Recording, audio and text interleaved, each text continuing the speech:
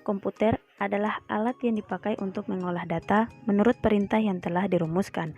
Kata komputer semula digunakan untuk menggambarkan orang yang pekerjaannya melakukan perhitungan aritmatika, ringan atau tanpa alat bantu. Tapi arti kata ini kemudian dipindahkan kepada mesin itu sendiri.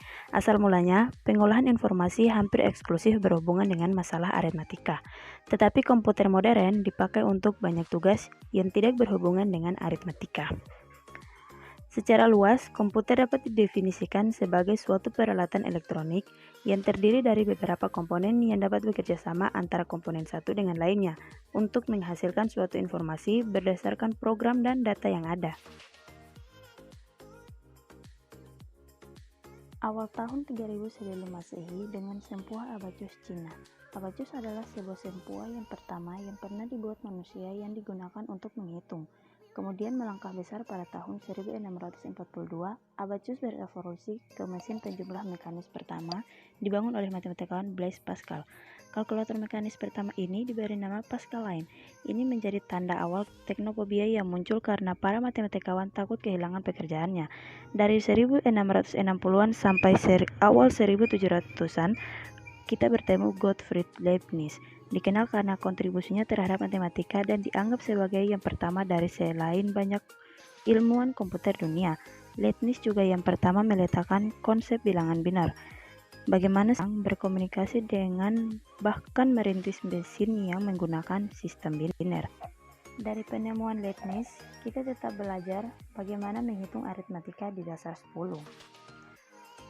Kemudian berkembanglah sejumlah cara yang tak terbatas untuk mewakili informasi seperti oktal dengan basis 8, heksadesimal dengan basis 16, 256 digunakan untuk encoding, biner dengan basis 2 yang diwakili dengan angka 0 dan 1. Pada tahun 1800-an, kita bertemu dengan Charles Babbage yang dikenal dengan Bapak Komputer dengan desain penghitung mekanisnya.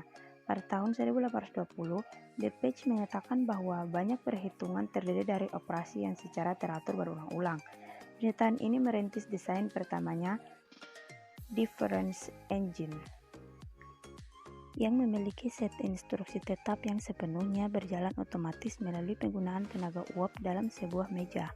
Di tahun 1830, Babbage berhenti di penemuan pertamanya karena untuk mengejar gagasan kedua, yakni mesin analisis, di mana pada penemuannya kali ini dapat menjalankan operasi dalam perintah non-numerik melalui penambahan kontrol kondisionalis, memori penyimpanan, dan kontrol bersyarat dari gulungan kertas menjadi dasar komputer mekanik yang dapat diprogram.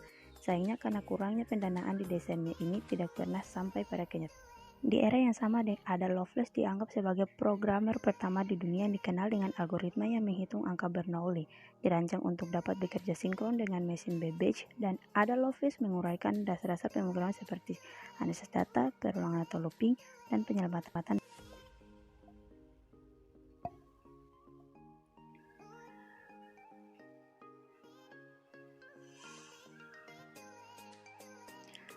Konrad Zuse, seorang insinyur Jerman, membangun sebuah komputer Z3 untuk mendesain pesawat terbang dan seluruh kendali. Pihak sekutu juga membuat kemajuan lain dalam perkembangan komputer.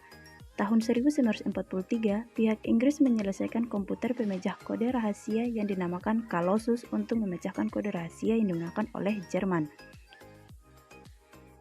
Perkembangan komputer generasi 1 diawali dengan terciptanya komputer yang disebut Electronical Numerical Integrated dan Computer, atau yang biasa kita sebut ENIAC.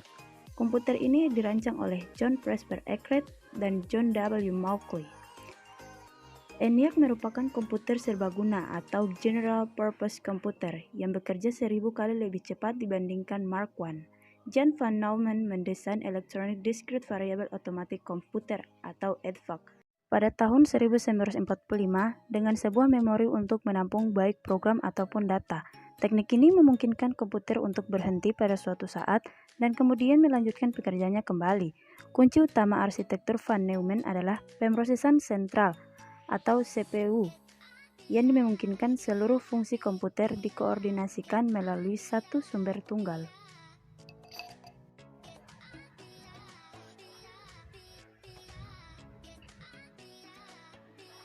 Pada tahun 1948, Penemuan transistor sangat mempengaruhi perkembangan komputer. Transistor menggantikan radio dan komputer. Akibatnya, ukuran mesin-mesin elektronik berukuran drastis. Benda ini ditemukan oleh para penemu di Laboratorium of Cell Telephone oleh John Barden, Walter Brattain, dan Will Shockley. Transistor mulai digunakan di dalam komputer mulai tahun 1956.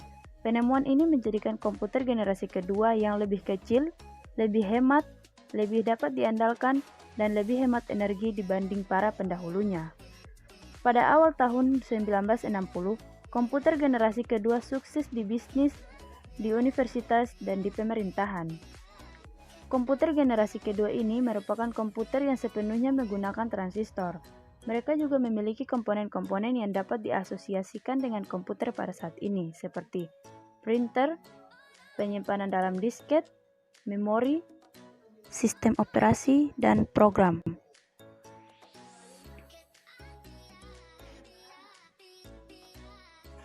Komputer generasi ketiga merupakan perkembangan komputer yang paling pesat dari perkembangan komputer yang ada. Komputer generasi ketiga muncul sejak era 1965 hingga 1971. Transistor yang dianggap tidak efisien lagi membuat manusia mencari solusi lain. Dari solusi itu ditentukan pada batu quartz rock. Jack Kilby, seorang insinyur di Texas Instruments, mengembangkan Integrated Circuit atau IC di tahun 1958. Hal ini merupakan sebuah inovasi yang dapat mendongkrak munculnya komputer generasi ketiga. IC dapat mengkombinasikan 3 komponen elektronik dalam sebuah piringan silikon yang kecil yang terbuat dari pasir kuarsa.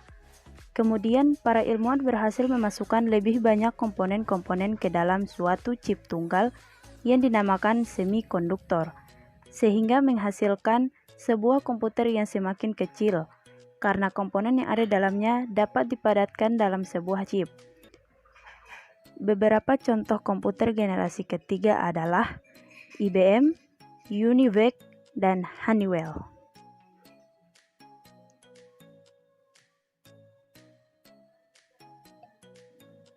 Setelah IC, tujuan pengembangan menjadi lebih jelas, mengecilkan ukuran sirkuit dan komponen-komponen elektrik. Large Scale Integration atau LSI dapat memuat ratusan komponen dalam sebuah chip. Pada tahun 1980, Very Large Scale Integration atau VLSI memuat ribuan komputer dalam sebuah chip tunggal. Ultra Large Scale Integration atau ULSI meningkatkan jumlah tersebut menjadi jutaan. Kemampuan untuk memasang sedemikian banyak komponen dalam sebuah keping yang berukuran setengah keping uang logam mendorong turunnya harga dan ukuran komputer. Hal tersebut juga meningkatkan daya kerja, efisiensi, dan kecanggihan komputer. Pada tahun 1981, IBM memperkenalkan penggunaan personal komputer atau PC untuk penggunaan di rumah, kantor, dan sekolah. Jumlah PC yang digunakan melonjak dari 2 juta unit di tahun 1981 menjadi 5,5 juta unit di tahun 1982. Pada masa sekarang, kita mengenal perjalanan IBM kompatibel dengan pemakaian CPU. IBM PC, Pentium, Pentium 2, Pentium 3, Pentium 4, serial dari CPU buatan Intel, juga kita kenal dengan AMD K6 Athlon. Komputer-komputer tadi masuk dalam golongan komputer generasi keempat.